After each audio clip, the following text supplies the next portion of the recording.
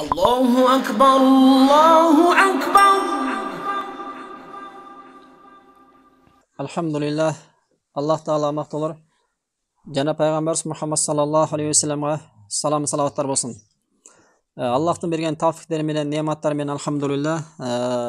Bugün dağı savabasты ulantabız. İslamda en birinci jogorу turgan buyruk emne? Al tawhid. Jana en birinci jana en jogorudagы kaytarıla turgan nерсе эмне? Bu şirk. Эми ширктен ушунчалык коркунучтуу жаман экенин туурасында кээ бир аяттар бар, ошону окуйбуз. Биринчиден ширк зулумдук. Себеби биз тавхид эмне дедик? Тавхид Аллах Тааланын акысы дедик, Тавхид Аллах Тааланын акысы болгондон кийин кимде-ким ошол акыга кыянат кылган болсо эмне болот? Бул зулумдук болот да. Ошондуктан Лукман алейхиссалам өзүнүн баласына ушундай осият кылган да. Ошол осиятын Аллах Таала Лукман сүрөсүнүн 13-аятына алып келген. Ошол аятта Лукман алейхиссалам баласына эмне деген? Ва из кала Лукман лимнихи. Качан Лукман өз баласына ва яизу өз баласын уагыздап насаат айтып мынтип айтты дейт да. Я бунайя ла тушрик биллах инна ширка ла зулмун азим. О балам, сен Аллах Таалага эч нерсени шерик кылбагын. Сен Аллах Таалага бир нерсени шерик кылуу бул өтө чоң зулум дейт азыр. Лукман алейхиссалам өмүрүнүн аягында мына ушундай нерсе менен, эң чоң нерсе менен баласын осият кылган да. Мына ушул Лукман алейхиссаламдын осиятын дайыма бизге осият кылып өзгө сактап коюшубуз керек. Сизге ата энеңиз дүйнөдөн өтүп атканда, эгер өткөн болсо, тири болгон болсо саламатта кылсын. Өтүп кете турган болсо ыйманда өткөсүн. Бирок өтүп кеткен болгон болсо, ушундай нерсе менен осият кылды. Эгер билсе осият кылат, билбесе каяктан осият кылат. Ошон үчүн сиз ушул нерсени билишиңиз керек. Эгер Аллах Таала тадыңызга жазган күн келип, Аллах Таала осият кылышка тавфик бере турган болгон болсо балдарыңызга, мына ошол осиятты сиз өзүңүзгө осият кылыңыз да. Балаңыз дайым эске жүрөт.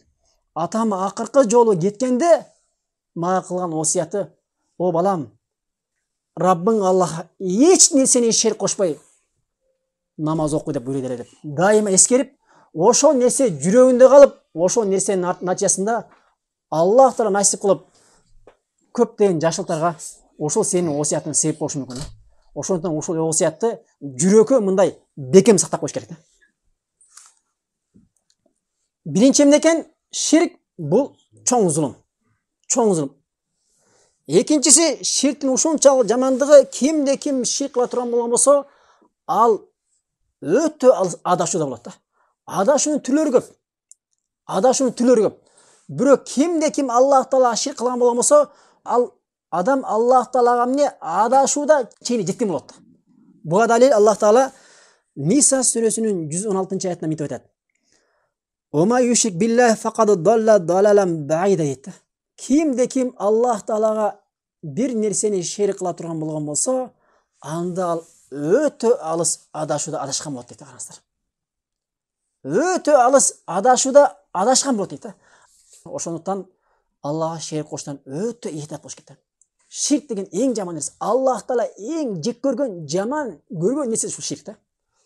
Андан кийин үчүнчүсү, кимде ким Аллах Таалага ширк кыла турган болгон болсо, анын кылган жакшы амалдарды мээнет менен кыйналып, жакшы кылган амалдар эмне? Намаз болобу? Ал орозо болобу? Ал зекет болобу? Ал садака болобу? Же Рамазан айында ооз аштырган сооптор болобу? Же жана бирөөлөргө зекет берген, садака берген, көп деген жакшылыктар болору, баары күйүп кетет. Баары күйүп кетет. Буга далил Ан'ам сүрөсүнүн 88-аятында Аллах Таала мынтип айтат: Валау ашраку ла хабита анхум ма кану яъмалун. Эгер алар Аллах Таалага шерик кошканда, жасаган жакшы амалдардын баары күйүп кетмек дейт. Ошондуктан кимде ким Аллах Таалага шерик кошо турган болгон болсо, алардын жакшы амалдары күйүп кетет. Жана башка аятта Зумар сүрөсүнүн 65-аятында Аллах Таала мынтип айтат: وَلَقَدْ أُوحِيَ إِلَيْكَ وَإِلَى الَّذِينَ مِنْ قَبْلِكَ لَئِنْ أَشْرَكْتَ لَيَحْبَطَنَّ عَمَلُكَ وَلَا تَكُونَنَّ مِنَ الْخَاسِرِينَ дейт. Аяттын маанисинде сага жана сенден мурунку өткөндөргө эгер шерик келтирсең амалың күйүп кетет жана зыян тарткандардан болосуң деп вахий кылынган эле дейт да. Караңыздар. Пайгамбарыбыз саллаллаху алейхи вассаламга жана пайгамбарыбыз саллаллаху алейхи вассаламдан алгачкы өткөндөргө эгер сен Аллах Таалага бир нерсени шерик кылсаң, сенин кылган жакшы амалдарың күйүп кетет дагы, жана эмне бактысыздардан, кор болгондордон болосуң деп аларга вахий кылган дейт да. Ошондуктан Аллах Таалага бир нерсени шерик кылып коюу бул өтө жаман нерсе да. Төртүнчүсү, кимде ким Аллах Таалага бир нерсени шерик кыла турган болгон болсо, ширктин ушунчалык жамандыгынан, Аллах Таала ширктин ушунчалык жек көргөндүгүнөн Аллах Таала ал пендесин кечирбейт экен да. Аллах Таала Ниса сүрөсүнүн 116-аятында Инналлаха ла яғфиру юшрика бихи ва яғфиру ма дуна залика лиман яша дейт да. Аллах Таала өзүнө шерик кошкон пендесин эч качан кечирбейт дейт да. Андан башка күнөөлөрдү каалаган пендесин кечирет дейт. Бирөө гыйбат кылып койду, бирөө жалган айтып койду, жана башка ушак айтып койду, бирөөнү уруштуруп койду. Шариатта бул чоң күнөө. Эгер кимде ким ушул күнөө менен Аллахка тоба кылбай, бул дүйнөдөн ушул күнөө менен Аллах Таалага жолуга турган болгон болсо, ал Аллах Тааланын каалоосунда. Аллах Таала кааласа, ошол адамды өз мээрим менен, кечирим менен күнөөлөрүн кечирет дагы бейишке киргизет. Же болбосо Аллах Таала кааласа, өз адилеттүүлүгү менен ошонун кылган күнөөлөрүнө жараша кабырда азаптайт. Кабырда да азапталганда жуулбаса, ал тозокко киргизип, тозоктон азаптайт да. Бирок Аллах Тааланын адилеттүүлүгүнөн ошол күнөөлөрүн баары жуулгандан кийин кайта тозоктон мусулман болгон себептен ал тозоктон чыгып, акыр түбү адилеттүүлүгү менен жаннатка кирет да. Ал эми кимде ким Аллах Таалага жолукканда, Аллахка ширк кошкон абалда жолуга турган болгон болсо, ал эмне гана болбосун. Мадинага барсаңар, Маккага барсаңар, кээ бирөөлөр чындап эле ажыга, умурага барып алганда түшүнбөстүктөн пайгамбарыбыз саллаллаху алейхи вассаламдан бирдеке сурашы мүмкүн да. Субханалла. Аллахтын ошондой эмне берекелүү кылган жерине Маккага, Мадинага арасындагы Аллах Тааланын динин жеткирейин деп эртеден кечке чейин дават кылып 23 жылдык өмүрүн өткөргөн пайгамбарыбыз саллаллаху алейхи вассаламдан бир нерсе сурайсыңбы? Ошол пайгамбарыбыз саллаллаху алейхи вассалам 23 жыл бою эмнеге чакырды эле? Эй, башка эч кимден сурабагыла. Жалгыз гана Аллахтан сурагыла. Бирөө келип туруп, Аллах Таала кааласа жана сен кааласаң болот деп айтканда эмне деген пайгамбарыбыз? Субханалла. Сен мени Аллах Таалага теңедиңби дегенде. Сен мени Аллах Таалага теңедиңби? Жок. Аллах Тааланын жалгыз өзү гана кааласа деп айткы деп буйруган да. Ошондуктан пайгамбарыбыз саллаллаху алейхи вассаламны жөнөтүлгөндө максат эмне? Жалгыз Аллах Таалага сыйыныш үчүн келип 23 жылдык өмүрүн мына ушул нерсе өткөргөн да. Ушул нерсеге буйруп ширктен кайтарган. Ал эми ошол адамга барып алып туруп, кайта ошол адамдан ушуну сурасаң, каяктан ыраазы болот? Пайгамбарыбыз саллаллаху алейхи вассалам мындай нерсени өтө жек көрөт, жана кимде ким Аллах Таала ширк кылган болгон болсо, ошол адамды да эң жек көргөн адам болот да. Пайгамбарыбыз саллаллаху алейхи вассаламдын дагы, Аллах Тааланын дагы, жана жалпы му'миндердин эң жек көргөн адам ким болот? Ал Аллах Таалага ширк кошкон болот да. Себеби Аллах Тааланын эң жек көргөн адам ошол да.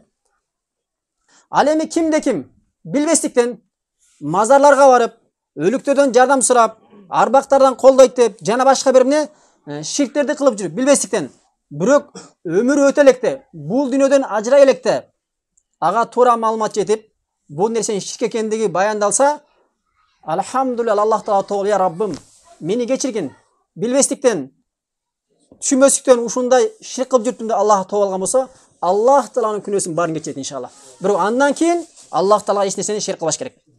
Бешинчиси, кимде ким Аллах Таалага ширк кошо турган болгон болсо, ага жаннат арам болот да. Буга далил Аллах Таала Маида сүрөсүнүн 72-аятында мынтип айтат. Иннаху ма юшрик биллахи фақад харрамаллаху алейхил жанна ва маъвахун нар ва ма лиззалимина мин ансар дейт. Кимде ким Аллах Таалага бир нерсени ширк кыла турган болгон болсо, Аллах Таала ал адамга жаннатты арам кылды дейт да. Жана анын бара турган жери эмне? Тозок дейт да. тозоқ. Ома лиззалимине мин ансар. Андай зұлымдық қылған, Аллах Таалаға шерік қошып зұлымдық қылған адамдардың ешқандай қиямат күні жардамшысы болмайды дейді. Қарастар. Андан кейін 6-шысы. Кимде ким Аллах Таалаға шерік қоша тұрған боламаса, ал қиямат күні қор болады. Ешқандай жардамшысы болмайды. Бұға далил Аллах Таала ла таджал ма'алла илахан ахар. Аллаха сыйғанда Аллах менен қоша башқа біреуге ибадат қылбаған дейді. Егер андай қыла тұрған болған болсаң, фатақуда мазмума мақсула дейді. Егер андай қыла тұрған болған болсаң, анда сен ешқандай жардам беруші жоқ, қор болған авалда қаласың дейді. Қиямат күні саға жардам бере тұрған ешкім жоқ, қор болған авалда қаласың дейді. Себебі жардам бере тұрған қиямат күні бір ғана Аллах. Исра 22. 7-шісі. Кимде ким Аллах Таалаға ширк қошқан авалда жолға тұрған болған болса, ал тозаққа кіреді. Бұға дәлел Ан Жабир ибн Абдуллах қала самиту Расулаллах саллаллаху алейхи вассалам яқул, пайғамбарымыз саллаллаху алейхи вассалам айтты: "Мен лақияллаха ла юшрику би шайъан дахалал жанна" дейді. Кимде ким Аллах Таалаға жолыққанда Аллаха еш нәрсені ширк қошпай жолға тұрған болған болса, ал жаннатқа кіреді. Аллах Таала бар досты жаннатқа кірішін нәсіп қылған болсын. Хадистің ұландысында "Омен лақияу юшрику би шайъан дахалан нара". Алеме кимде ким Аллах Таалаға жолыққанда бір нәрсені шерік қошқан авалда жолға тұрған болған болса, ал тозаққа кіреді дейді. Кимде ким Аллаха жолыққанда бір нәрсені шерік қошқан авалда жолға тұрған болған болса, ал тозаққа кіреді дейді. Аллах Таала сақтаған болған болса тозақтан. Бұл Муслим 93. Андан кейін 8-шісі. Кимде ким Аллах Таалаға шерік қоша тұрған болған болса, ал жаратылғандың ең жаманы. Тозоқты түбелік қылады. Бұға далил Аллах Таала Байина сүресінің 6-шы аятында "Инналлазина кафар мин ахли китаб вал мушрикина фи нари джаханнама халидина фиха". Аллах Таалаға имансыз болған китап иелерінен жана Аллаха шерик қылған мушриктер дейді. Алар тозоқта болышады. Анда алар түбелік қалышады дейді. Анда алар түбелік қалышады. Улайика хум шаррул бария. Мына ошолор жаратылғандардың ең жаманы дейді. Мына ошолор жаратылған мақұлықтардың ең жаманы дейді. Мына ошондой деңгелге өсіп жүрбеш керек. Аллах Таала ақыл беріп, пайғамбарларды жіберіп, Құран түшіргеннен кейін ошоны десем барын таштап қойып, төмен деңгелге өсіп ырғытпаш керек. Андан кейін 9-шысы. Кимде ким Аллах Таалаға шерик қоша тұрған болған болса, андал асмандан құлағандай болады дейді. Асмандан құлағандай авалда болады дейді. Бұға далил Аллах Таала "Хунафа лиллахи гайр мушрикина бихи". Аллахтың жалғыз өзіне сыйынғандардан болып, Аллаха шерик қошқандардан болбола дейді. Қарала. Аллах Таала Аллахтың жалғыз ғана өзіне сыйынғандардан болып, Аллаха шерик қошқандардан болбола дейді. Аят ұландысында "Ома юшрик билла каннама харра минас сама". Кимде ким Аллах Таалаға шерик қоша тұрған болған болса, ал тура міне асмандан құлағандай дейді. Асмандан ырғытылғандай дейді. Адам баласы асмандан жерге ырғытылғанда рахаттанып түшпейді. Өтті жаман авал түшіт. Демінде дағы, жүрегін қысылысындағы жана башқа бардың авалында өтті жаман деңгейді болады. Себебі Аллаха ширик қошқан адам бет, туран авалы асмандан не ташталғандай, ырғытылғандай дейді. Жана фатахтафу тайру ау таху бихи рихи фи маканин сахих. Жана ошондойле анын не куш аны тытып же болсо алыс бир жерге табылбай турган жерге ыргытып бергендей болот дейт. Карала.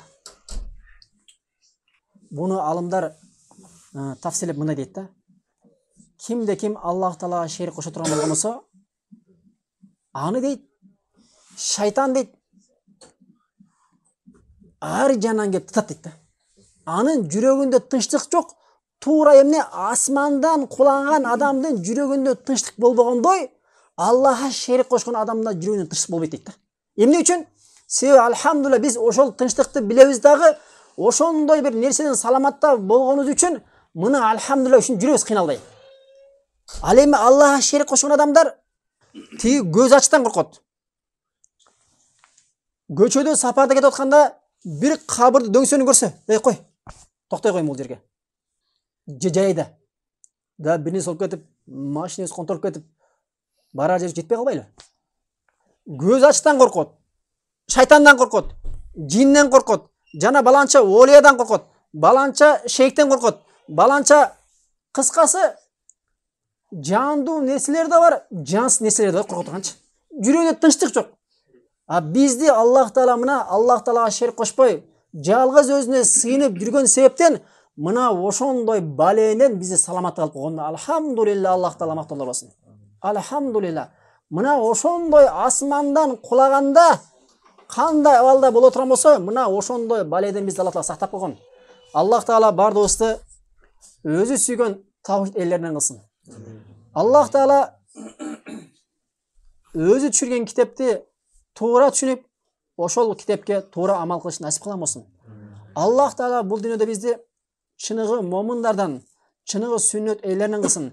Аллах Таала бул дүйнөдө акыркы жолу чыгып атканда бизди ыйманыбызды саламатта кылып, Куран ээси, сүннөт ээси болуп, бул дүйнөдө акыркы келмебиз ла илаха иллаллах келмеси болуп өтүштү насип кылган болсун. Аллах Таала бизди кылган зикирлерибизди, окуган намаздарыбызды, берген жакшылыктарыбызды, садакаларыбызды, бардык кылган ибадаттарыбызды Аллах Таала кабыл кылган болсун. Аллах Таала биздин бардыгыбыздын күнөөлөрүбүздү кечирип, Рамазандан чыгып атканда чоң күнөө болобу, кичинекей күнөө болобу, ошол күнөөнүн баардыгын кечирип Рамазандан чыкканда жаш бала күнөөсүз төрөлгөндөй ошондой чыгышты Аллах Таала насип кылган болсун. Аллах Таала бардыгыбызды кабыр азабынан, от азабынан сактап, бейишке алгачкы кирген адамдар менен бирге кол кармашып келишти Аллах Таала насип кылган болсун. Баракаллаху фикум.